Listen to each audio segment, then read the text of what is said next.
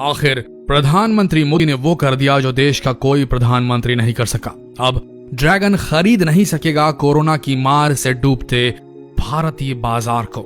जी हाँ, मोदी ने भारत में हो रहे चीनी निवेश पर घातक वार कर डाला है। अब चीनी सरकार हो, चीन की कोई प्राइवेट कंपनी हो या चीन का कोई इंडिविजुअल इन्वेस्टर हो, कोई भी बिना भारत सरकार की अनुमति के भारत में पैसा नहीं लगा सकेगा, भारत की कंपनियों के शेयर्स नहीं खरीद सकेगा। प्रधानमंत्री मोदी का यह जबरदस्त वार है चीन की उस घिनौनी चाल पर जो उसने पूरी दुनिया के साथ खेली है। पहले तो चीन से ही उपजी कोरोना की हथियारी लहर ने पूरे विश्व को खून के आंसू रोने पर मजबूर कर दिया।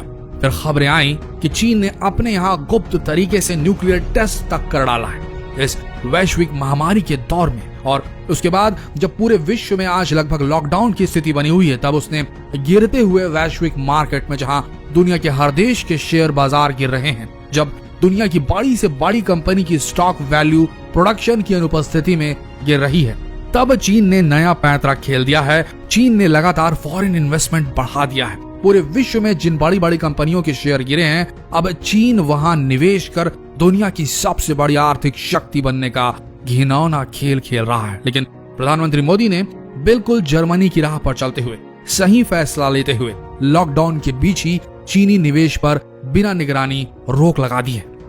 भारत की कंपनियों को बचाने के लिए मोदी सरकार ने जो फैसला लिया है, उसका बहुत ही बेसब्री से इंतजार किया जा रहा था। दरअसल कोरोना महामारी संकट के बीच मोदी सरकार ने अवसरवादी अधिग्रहण पर अंकुश लगाने के लिए मौजूदा फॉरेन डायरेक्ट इन्वेस्टमेंट यानी कि FDI के नियमों में बदलाव किया है। और इस नए नियम के तहत जो भी देश भारत के पड़ोसी हैं, वहां की कंपनियां या फिर निवेशक भारत सरकार की अनुमति के बिना निवेश नहीं कर सकते।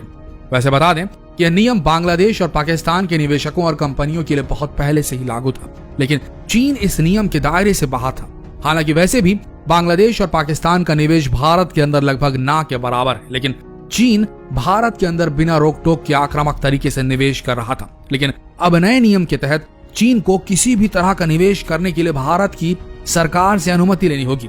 हालांकि चीन को इस बात का डर पहले से ही सता रहा था, क्योंकि चीन के सरकारी अखबार ग्लोबल टाइम्स ने यह जानकारी दी थी कि भारत जल्द ही चीनी कंपनियों के निवेश करने की स्वतंत्रता पर अंकुश लगा सकता है। लेकिन अब चीनी अखबार की बात सही साबित हुई है। दरअसल पिछले दिनों चाइना की सेंट्रल बैंक ने HDFC में करोड़ों शेयर खरीदे थे, जिससे उसकी हिस्सेदारी कंपनी में 1% से थोड़ी ज्यादा हो गई। और कोरोना वायरस महामारी के बीच चीन के किसी भी निवेशक को शक की नजरिए से देखा जाने लगा, क्योंकि रिपोर्ट आई थी कि चीन पूरी दुनिया में अपना निवेश तेजी से बढ़ा रहा है, क्योंकि कोरोना वायरस के कारण पूरी दुनिया का शेयर मार्केट क्रैश कर गया है।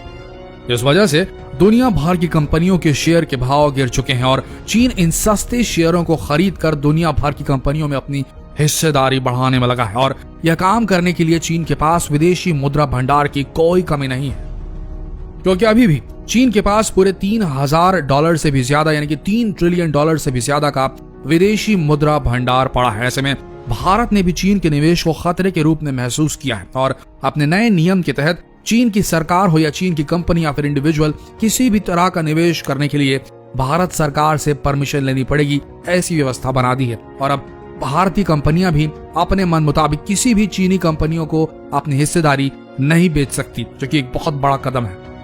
वैसे बता दें कि कुछ ऐसा ही कदम जर्मनी ने भी चीन और अमेरिका से अपनी कंपनियों को बचाने के लिए पिछले महीने ही ले लिया था। और अब भारत सरकार का यह कदम चीनी निवेश पर सबसे बड़ा प्रहार माना जा रहा है। वैसे एक सवाल हम अपनी ऑडियंस से पूछना चाहते हैं, इस पेज की ऑडियंस से पूछना चाहते हैं, क्या आपको लगता है कि चीन ने खुद कोरोना को बना के इसे फैलाया जिससे पूरे विश्व में लॉकडाउन हो जाए, अर्थव्यवस्था चरमरा जाए, शेयर मार्केट गिर जाए और उसके बाद चीन अपना निवेश शुरू करे? क्योंकि ये भी एक एंगल हो सकता है।